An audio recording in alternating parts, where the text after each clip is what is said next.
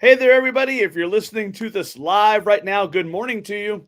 To a live broadcast of Asymmetric Habits. Again, I'm Jerry Handley, Viking Performance Training Strength Coach by trade, with my good friend Jonathan Pishner of Apex Counseling, Professional Counselor by trade.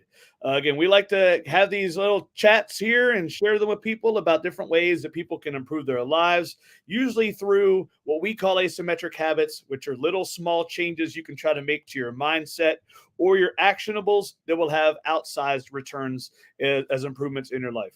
So today we're talking about responsible selfishness. Now, if you read the little caption, the thing about selfish is a word that it just always seems to come with a negative connotation in our society. It's just, for as far back as I can remember, being selfish was always considered a bad thing. And there are certainly times when it is a negative, but as a word, it's definitely as a characteristic. It's definitely nowhere near as black and white as we've been led to believe by that.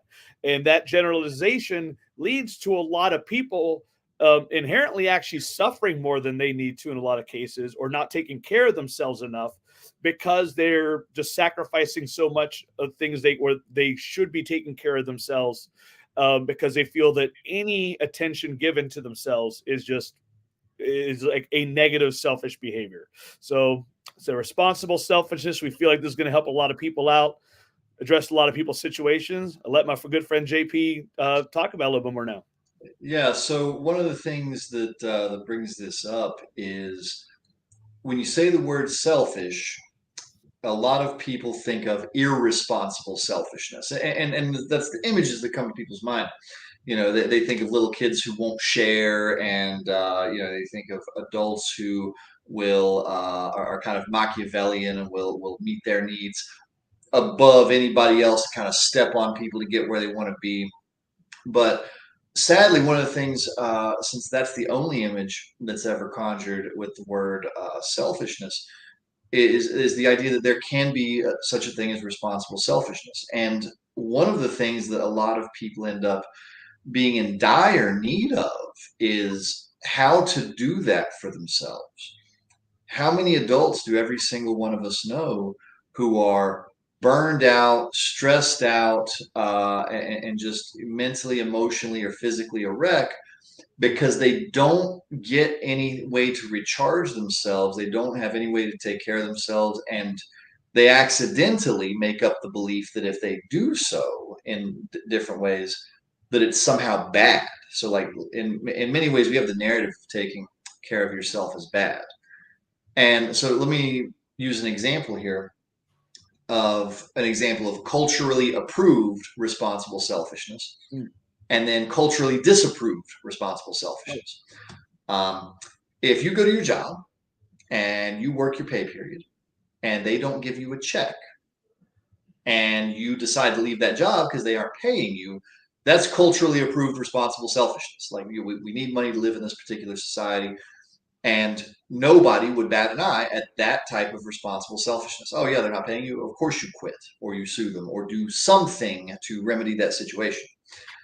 But then there's tons of places where responsible selfishness is not culturally approved.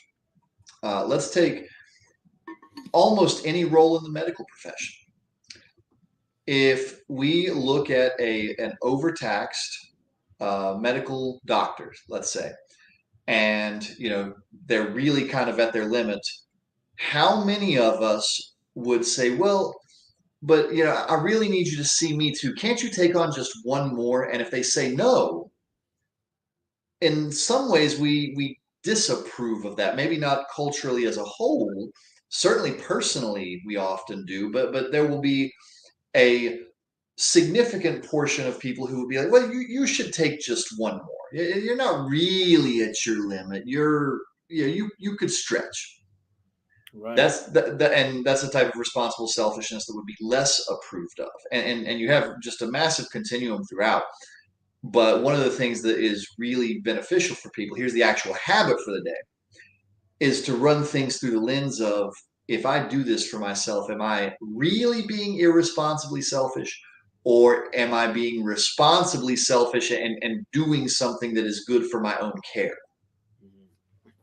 I feel like selfishness is a there's a problem with how we perceive or how we think through empathy a lot of times, or how what empathy should be. And so, like, your example with the doctor made me think of that. And, like, for example, if we're looking at two different people, or, like, if we're the outsider and we're looking one way or the other, so we tend to look at the one that seems to be more misfortuned or seems to need something more. And if the other person isn't giving them help or aid or what they want, we think of that person as selfish and not helping them out. We're not very good at thinking of what that other person's needs may be or why they're doing that. Like I think the perfect example with the doctor, we're just taught to think doctors equal a profession that helps people. It's literally their job to help people. But in all of that, yeah, like, we know that they're people. We all know doctors, or people in that. Like, we know that that they're going to have the same stresses and all that as the rest of us, like being tired or stressed or being overworked. And but nevertheless, when in that example, if we see somebody who's like, oh, this person's been having, I don't know. I mean, yeah, just has a knee issue or something, or they want their knee checked out. But this knee specialist over here, like you said, has a pretty full slate and can't see them for a while. We are automatically going to look at that doctor as, oh, they're the ones being selfish because they're not helping this person over here, with zero consideration to the fact that to the doctor's actual circumstances themselves. So, like, that's not something that's inherently programmed in us anymore. I don't know if it ever was, but yeah, like, we look at one, we don't think about it evenly on both sides. Yeah, and I would say often instead of always, but yes, we do as both culture and individuals tend to drift into that, which is why this is so important because it's very easy for us to accidentally imagine that everybody is viewing us if we take care of ourselves as somehow bad.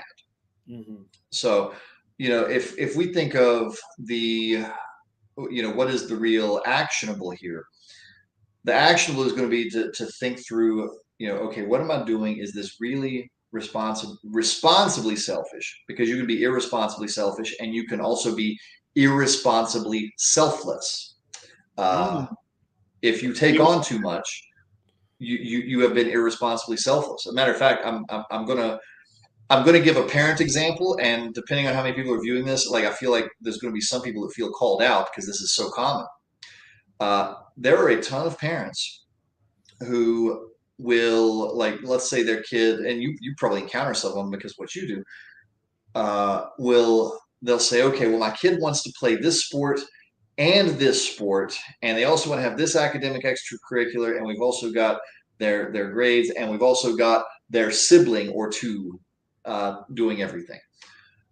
One of the things that parents accidentally do to themselves is they say, well, yes, of course I will let you play this other new sport and devote the money to it and the time to it and run you to the games and the practices.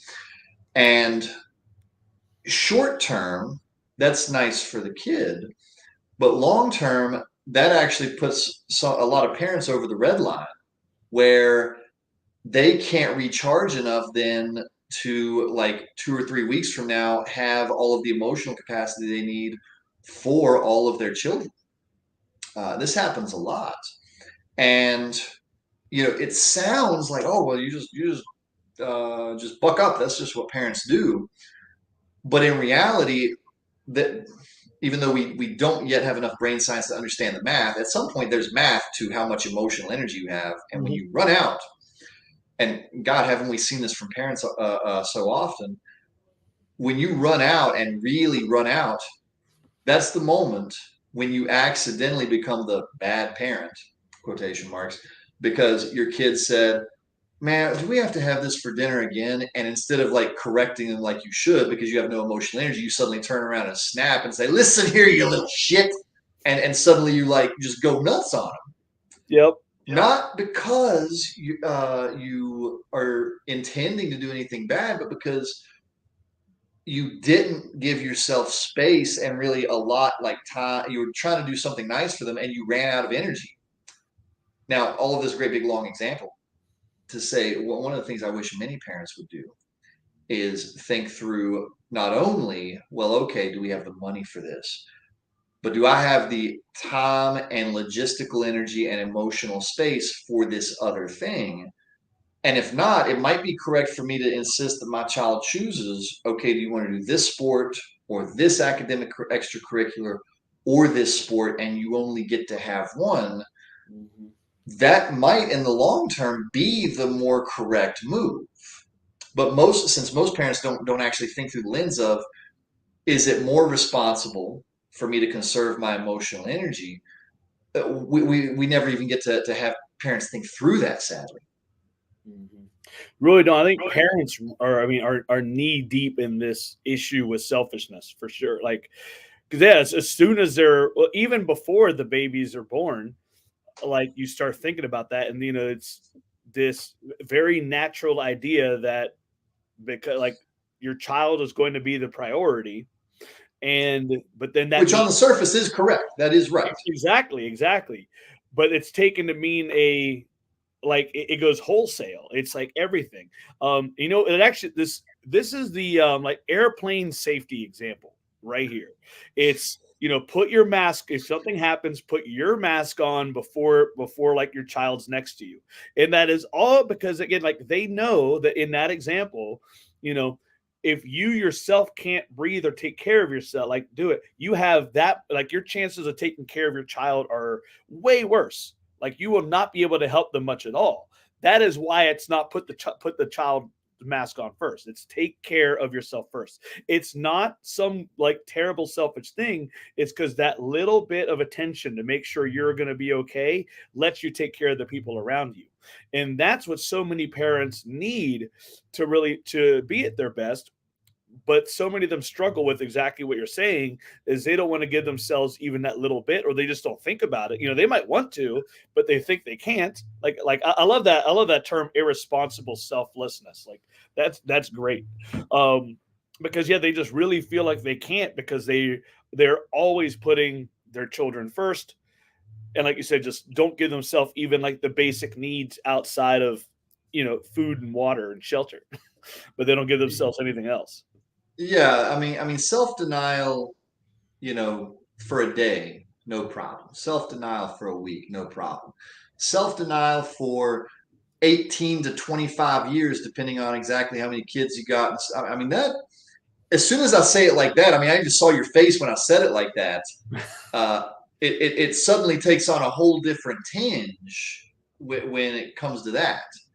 But because most people don't think about it in this way, they only notice that day to day, and they don't think about the fact, well, yeah, of course I'm burned out because I've spent 15 years doing nothing that recharges me. Mhm. Like, I want to get to use just a tiny hint of math, like as you mentioned with the emotional energy before, but this is like one of the big messages we're really trying to get to.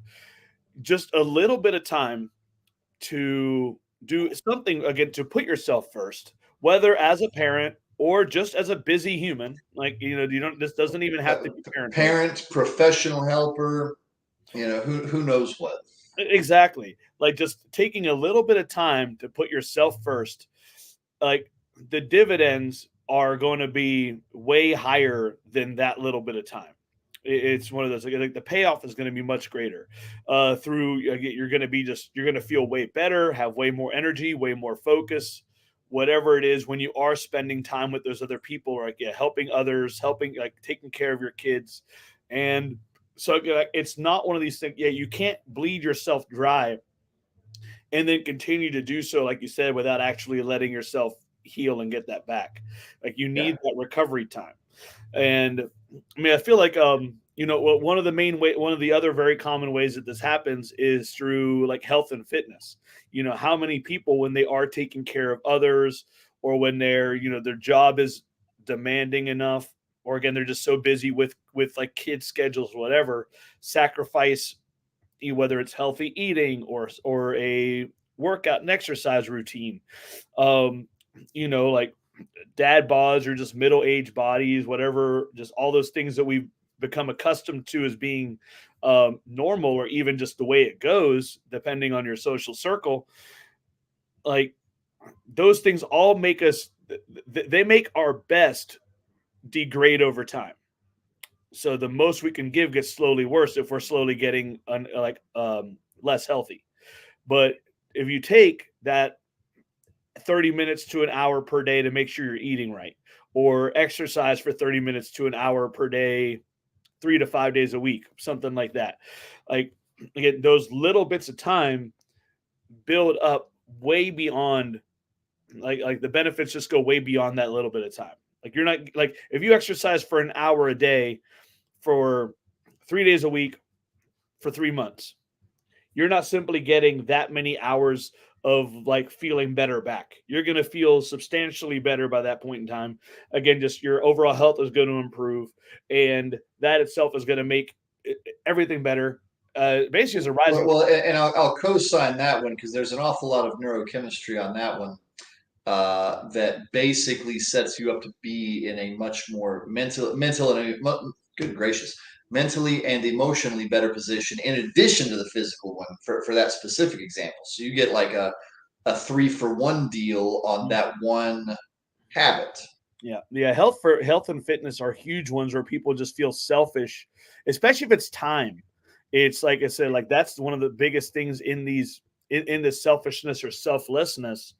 We feel like the time is what we're supposed to keep giving other people, or like or our kids or family, whatever, and then we never take time for ourselves. Now, I would like to ask you, just hear you talk about a little bit, similar situation, but doing things like with money, or just like finances, is because that's a big stressor for a lot of people, for sure. And spending a little bit of money on yourself can be one of those things that, like, depending on how much you're really watching the budget or things like that, can feel like it can feel really scary, or like wrong. Can feel really wrong to spend some money on yourself.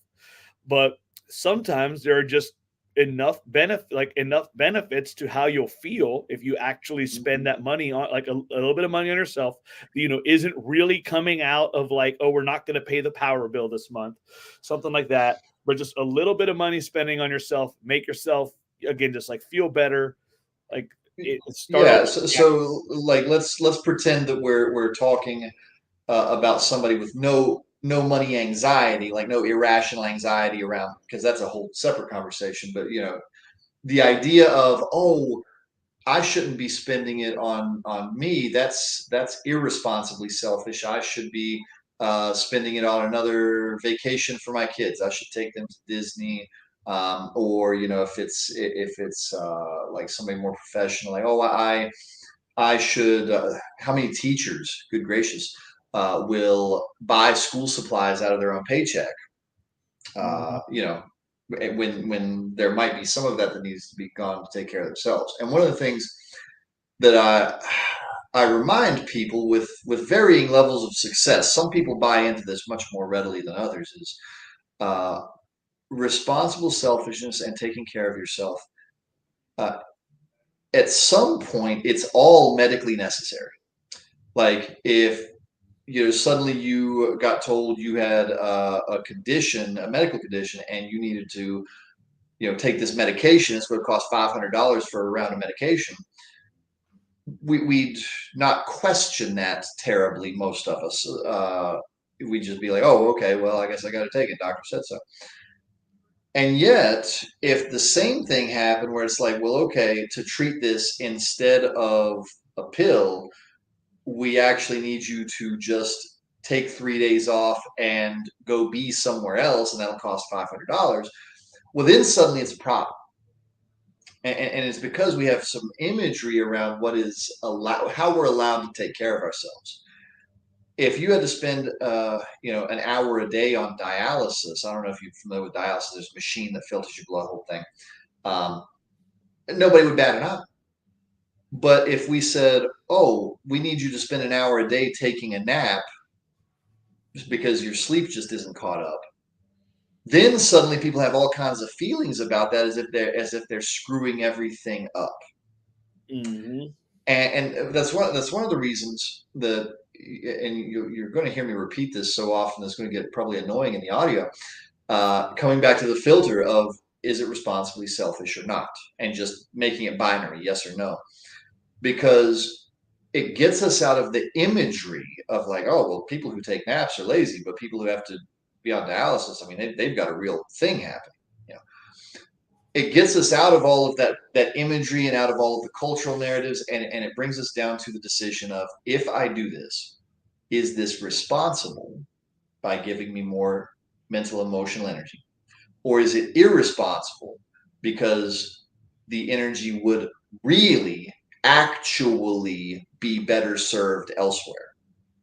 And sometimes that's the case. Sometimes when you run it through that lens, it's like, well, okay, yeah, I know I do need the nap, but I also know that like it's my son's like championship football game and he really needs me to be there. This only happens once a year. Well, yes, okay. In this case, maybe you really would just go to the game instead of taking the nap. That makes sense. The net positive on that seems to balance right. But if it's like, okay, I skipped the nap because my kid can't stand to not play video games with me yet again, even though we've done that 4 times this week. The balance might be different. It might be, you might make a different decision there. So that's why I keep saying, come back to the filter of, is this responsible, yes or no, instead of getting too far into the details of it. It's really easy to get lost and sidetracked if you do that. We tend to think that so many things that we do, if they only benefit us, are a waste. Like, why is that really? Like I said, That's a good question. That might be a question for a sociologist. hmm, Well, you know what? No, that's never mind. I think at least in our culture, I can easily see that, because we have such an individualistic culture. We like to pretend that we exist on an island, we're all the and main. every single one of us just does our thing, and it doesn't impact other people, and leave me alone. And but in fact, what we do to ourselves impacts everyone around us. Uh, I happily got introduced to that early in counseling school, because they beat it into us that not only were we to exercise self-care, but that if we did not, we were both being irresponsible and unethical if we did not. Because, I mean, you think about it. I come into my session, somebody says, hey, I've been thinking about killing myself, and I'm sleep deprived, and I've had bad nutrition, and I've taken on too many clients, and here's this person who needs me at 100% and I'm at 50%. I really have actually done something irresponsible and unethical by not properly taking care of myself. Mm-hmm. But we like to pretend that that's only medical professionals. That's everybody. I mean, how many times have you sat across from a kid who just desperately needed attention from a positive, healthy adult? And if you'd only been at 25% that day, you wouldn't have been able to come through. Yep. Mm-hmm. And that's everybody. I mean, how, these stories are more rare, but we all have them. How many times have you gone in Starbucks and like the person was just extra nice to you and you walked out smiling? How many times you called customer service and for once you got that one person who actually knew what the hell they were doing, and you're like, oh my God, that was so easy. It was so nice. Like you Yeah. allotted half an hour for it. You're done in 3 minutes, and you skip out of the room. But we envision that if we don't take care of ourselves, that impacts only us. It impacts everyone we touch. Man, yeah, yeah. That was really good. And it's funny, like when you're talking there at the very end, those examples actually made me think of a lot of those examples when you've come across that one person. Um, like Ashley, my recent wife, for those of you listening, it's like, but she has a trip coming up in September. It's August right now, recording this, and she has a trip coming up in September, flying to Canada. About 2 weeks ago, she got a notice that the flight date was changed, and it was quote unquote today. Like the flight got moved 5 weeks early. And yeah, like looking into it, it was real. Like this really happened. Like this wasn't some mistake. Um, I mean, I can guarantee nobody that was trying to go to Canada that like on the original flight was there. So I don't know if it was just an empty plane or what. But yeah, like this really happened. And but so when she called to try to figure it out, I mean, she got like the nicest person in the world talking to her.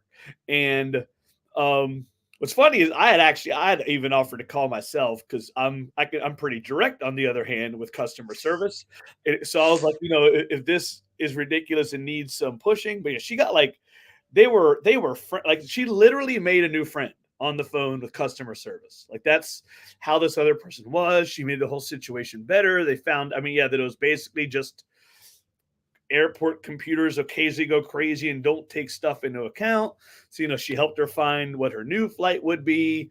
Like I said they Yeah, ended whoever wrote the database just didn't carry the one, and it did some weird shit. exactly. Like I said, they ended up being friends. It's like, hey, find me on Facebook. They talked about the mastermind group she was in and what event she was going to. She's like, join the free group and come find me. Like it was, like, I was an outside listener the whole time and was amazed at this whole like the way this played out because it was so perfect. And like I said, like so she went into that with that like whole what like what the heck is happening here. Like with you see your flight's been changed 5 weeks. Like, no, you're not in a good mood. It's like to coming out of it like feeling completely amazing. Well, and so we can look at that situation, and without even having to ask a ton of questions, we can reliably guess that at least one person in that interaction was good at practicing responsible selfishness, if not both. Yes. Because if both people had gone in there frayed and messed up, I mean that certainly would have never happened. Maybe one person can carry it, but more likely both people had done good with responsible selfishness and went in there well cared for, and now there's new friends. I mean that's amazing. Yeah, it's a really cool story. It's funny, like and some businesses like we talked about a lot have kind of figured this out more than others and baked it into their actual process. I mean, like you mentioned the Starbucks example.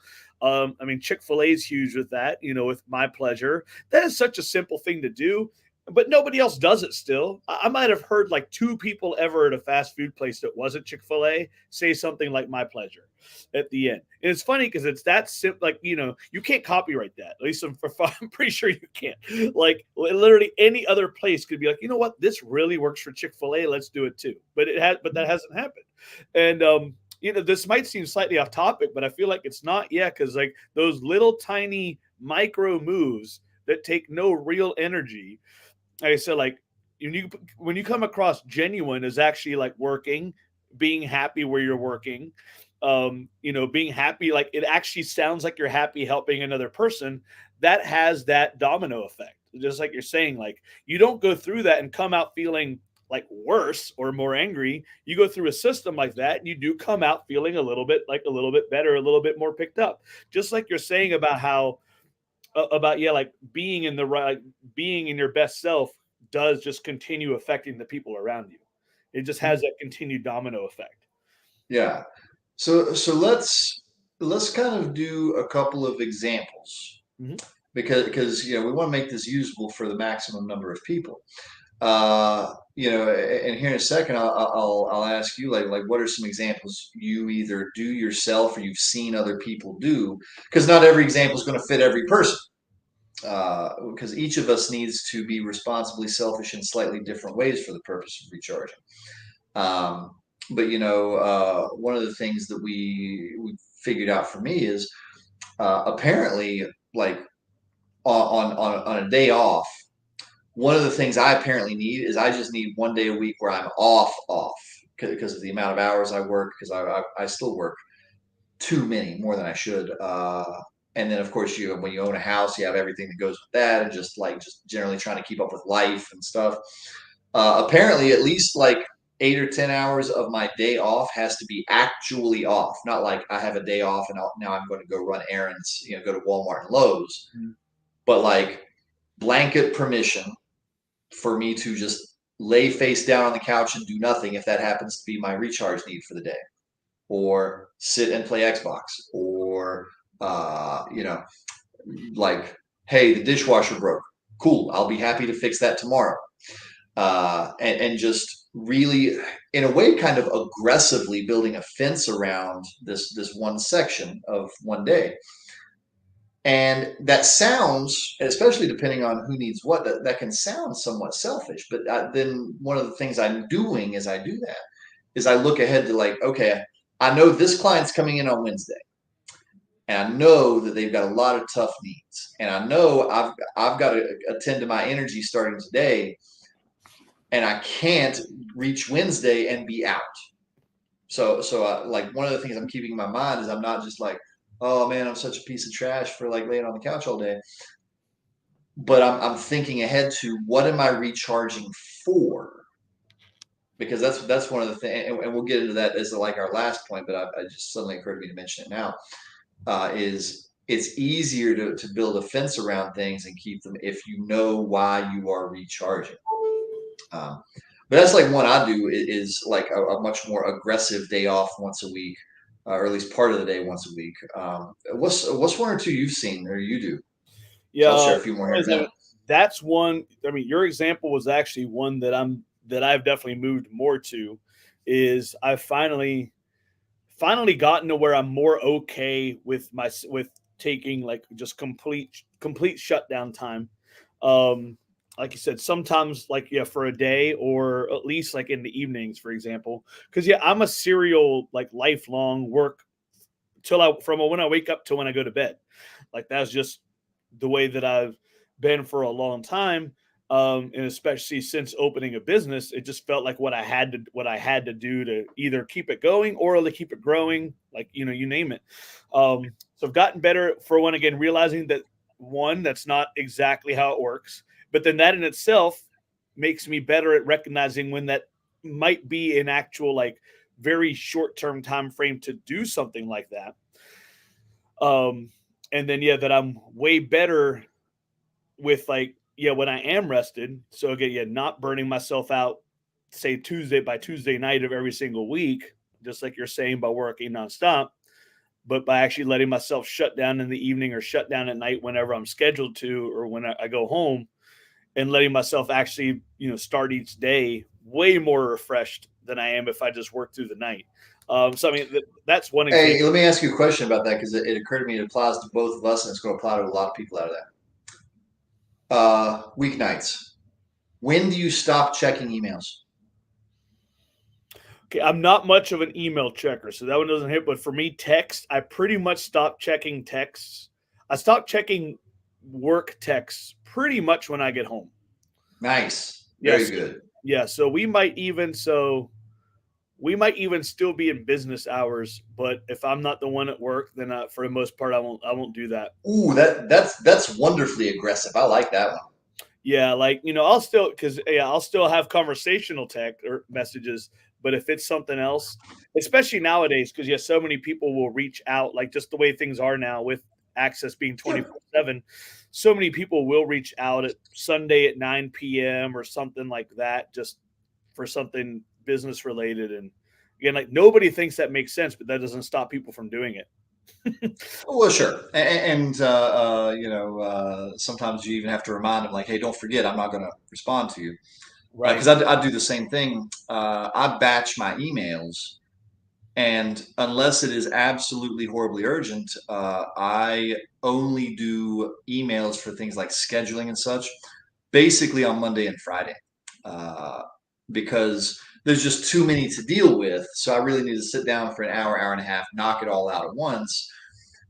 I don't have the space to be able to be like, somebody cancels and says, hey, when can we reschedule? If it's Wednesday afternoon, I just don't have the space to do that. So I've had to be responsibly selfish and be like, well, okay, I just do this now on Monday and Friday, No. not on any weekday. Yeah. Um, to go back and to give a different answer to your question though about like some things that I do.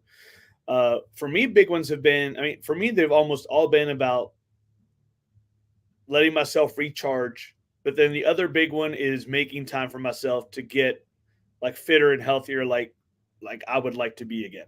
Because like I said, it's funny opening a gym, but like I said, being so workaholic focused for the longest time, like yeah, my own, just like we're talking about sacrificing my own workouts and my own healthy eating were on the chopping block, like after a while, so that it to try to buy more time to be able to focus on other people. I mean, like yeah, today's topic is exactly what I did for years in the end. Like I'll still work out here and there, stuff like that, but not in the way that you should to actually maintain or even improve general fitness. In Mhm. eating wise, definitely not in the way to actually improve health. So just taking like giving myself permission to carve the time out in the schedule to actually try to get to those things again is a big one. Like for me, I'm generally like I said before, I generally am a work as soon as I wake up in the morning type of person. So especially like for me, my new routine's about to start since our work schedule is so based around the school system. So school starts next week. So for me, it's going to be much more of a like wake up. Yeah, I still plan on working immediately because there are early morning things that need done sometimes within like a half hour. Like if I wake up at 7 and the gym opens at 7:30, there might be someone at 7:30 who needs a workout. Like so, and I generally do, and I don't want to do it the night before because, like we mentioned, I'm trying to shut off at night.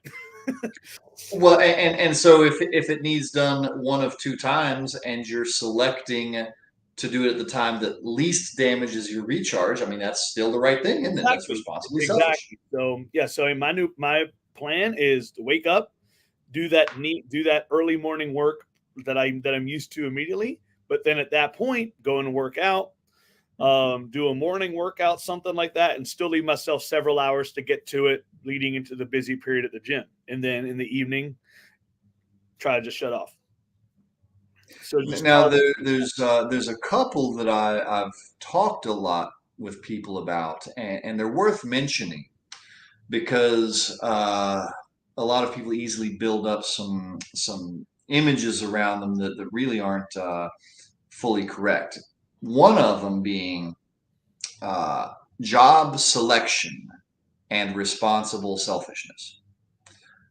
One of the things that is a very easy trap for people is they will take a higher paying but more stressful and less perfectly suited job, even though the lower paying job that was on the table is actually a better mental and emotional fit, and the money doesn't functionally create much difference.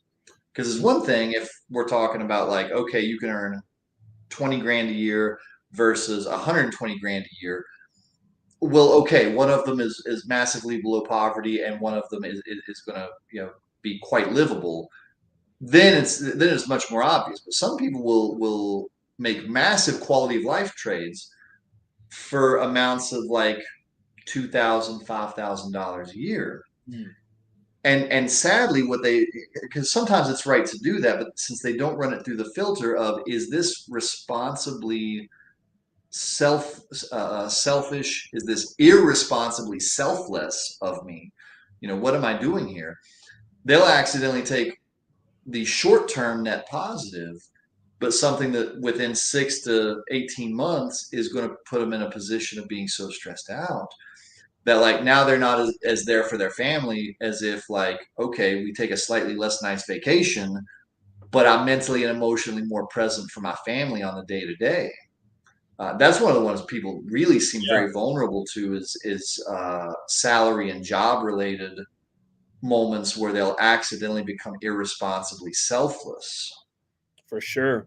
And yeah, people will look for that one big thing rather than a more long term, consistent way of living. So here's an action step that I'm think that came to mind for me. One way that you can, that I feel like, do this and start protecting these boundaries for yourself in a way, or making sure that you'll start doing the things that you need to for yourself, are treat like think of. I know you have your own term for this, but like think of like a just your super key non-negotiables. So you have your own, I can't remember what your term was, but like, think of those. And what I'm thinking of right now is, especially for a lot of us, like for me, I'm at a stage of my life where it's the things that I already have experienced that I am done experiencing. Like I do not want to do again. Like I do not want to be dead tired all the time again. Like that's one of mine. I also, having been exceptionally crazy fit and then a huge fall from that level too, I do not want to feel that unfit again. Like those are two of mine. And can add more in there. Like, like I said, that can easily add more, but those are like my two biggest ones that I think about. Like, I do not want to feel low on energy, like super low on energy again. I do not want to feel super unfit again. And the two things are related. Like make no mistake about that. So Mhm. those are the two things that I will definitely do what I can to make sure that I'm keep giving myself the time to take care of that. I'm like no, like I'm not letting these two things happen. So that's why I'm going to make sure that I do this. Dude, I've got a great one. You'll love this. Uh, I haven't had to do it for a minute, but at both junctures when I had injuries, my back and my knees, sitting too long was destructive for them. They were making the injuries dramatically worse. And so one of the things that ended up happening was I totally made several therapy sessions weird and was like, hey, just so you know, uh, partway through the session, I'm going to have to lay over the exercise ball, or I'm going to have to stand up, or I'm going to have to, like, whatever thing it happened to be that day. And you're welcome to stay sitting where you're at, or you're welcome to pace around the room or whatever. There's not a social script for this. I don't really know what to tell you to do, but I am going to do the thing that my doctor says to do.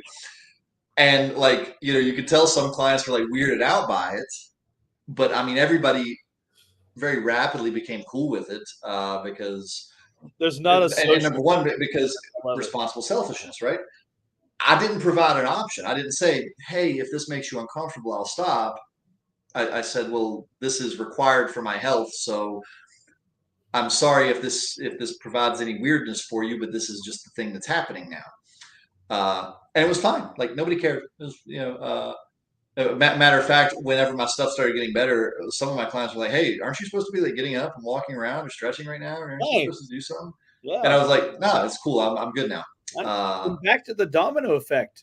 Like that Oh yeah, probably some of that was also giving those clients permission to do whatever they might feel uncomfortable or think was weird before. That was a little bit of giving them permission to do those things that they need to do or want to do because it's okay. It doesn't have to, like, and so whether or not they acted on it, you don't know, but you don't know when they're going to get that message. one person acted on it because they were like, "Cool, I've always wanted to lay on your couch like it's a regular like a stereotypical therapy couch." I was like, "Go for it. I'll You're even on stand behind you with a your clipboard and ball. like write stuff down if you want."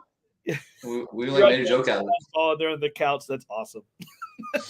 So, All so right. before we run out of time for today, there is a thing I want to talk about because I touched on it, but it's important to circle back to because otherwise it is so difficult to be responsibly selfish, which is remembering why you're doing it. And matter of fact, let's start off with just a piece of it that some people will be able to access automatically. All right, physical training pop quiz. Is rest day part of training? Yes. Rest day is part of training. Mhm. However, how many of us who are in physical fitness on rest day, we hear that voice. We hear it clear as day. Like, man, maybe if you just a light jog. Oh, why don't you do like just a little lifting today? Do you get that voice? Because I know I do. I used to not. I would actually Uh-oh. like to get it back. Yeah, that's how far of a way I have to go. I don't know. I might try and send mine to visit you because I Yeah. don't want it no more. Well, I'm But actually slide in with that because like rest does not necessarily mean do nothing, but rest needs to be restful for you. right. Like Because it could be deload or it could be rest. So yeah, that's a right, good yeah, point. and like you get if you are conditioned enough, then like just like whether it's going on a walk or going on a light bike ride, like very rarely does any form of lifting a rest day. Like even if it's a deload, Lifting is still usually But lifting. but, So but you know what I'm saying. yeah, You know what I'm exactly. getting Yeah, like it doesn't have to mean literally off. Like, yeah, it can just, depending on that, just something that invokes rest. right. Yeah. But the reason I bring it up is because one of the things that people are very vulnerable to is if they don't have it in their mind that they're whatever they're doing for recharge is part of the process, then it's very easy to start just falling off the wagon immediately. Because let's say let's go to our parent example for a second. If we say, well, okay, go do something restful for yourself, but they don't have in their head how important it is to their children that happens. It's going to be very easy to get back to being irresponsibly selfish. But if you have in your mind like, oh yes, I'm doing this for me, but I'm also doing it so I can go be present for my kids. So when I come home from work and they're like, the iPad 47 sucks, I want the iPad 48. I don't freak out and just like start yelling at them. If that's the image that's clear in your head, it's so much easier to say yes to properly taking care of yourself. You know, for medical professionals, helpers are the worst about you being irresponsibly selfish. But if I'm like, okay, hold up, if I take one more client, how's that going to impact this person who I know takes a lot of energy? How's it going to impact this person who I know takes a lot of energy? Am I still going to give them quality care if I take that one more client? And I have to really think, and then as soon as I think through that, I'm like, no, the decision is clear here. I have to be responsibly selfish because not only am I protecting me, I'm protecting these other people to whom I have some level of responsibility. Mm-hmm. Yeah. Good stuff, brother. All right. I mean, were those the closing thoughts, or is there anything else you want to add into it? No, I will recap and go back to the thing I said I was going to repeat ad nauseum. Uh, the habit here is less the behavior and more figuring out how to run everything through that filter. Is this responsibly selfish? Or, if I do too much for others, am I being irresponsibly selfless? And I mean, some people are just irresponsibly selfish and they need to cut that shit out. Like that is also a thing. But most people who would be thinking about this, they're worried that doing something for them is irresponsibly selfish when in fact it is not. It is very responsible. Exactly. Exactly. All right, brother. Great talk as always. Really enjoy these. For our listeners, hope you got a lot out of this. There's definitely a lot of valuable information in here. So share it with people that you love, people you know that can get some value out of it. Again, if you don't make these, or you know people who miss these broadcasts or have more interest, you can find us now in the podcast world. Asymmetric Habits. We're available on Spotify podcasts and Apple podcasts. We're dropping episodes on there every Wednesday, but again, you can listen to them anytime. And of course, we would appreciate a review or a 5-star rating on that too. So this helps us get the message out. And again, JP, I'll talk to you soon, brother. Everybody else, we'll catch you again in a week or two. See y'all. Yep.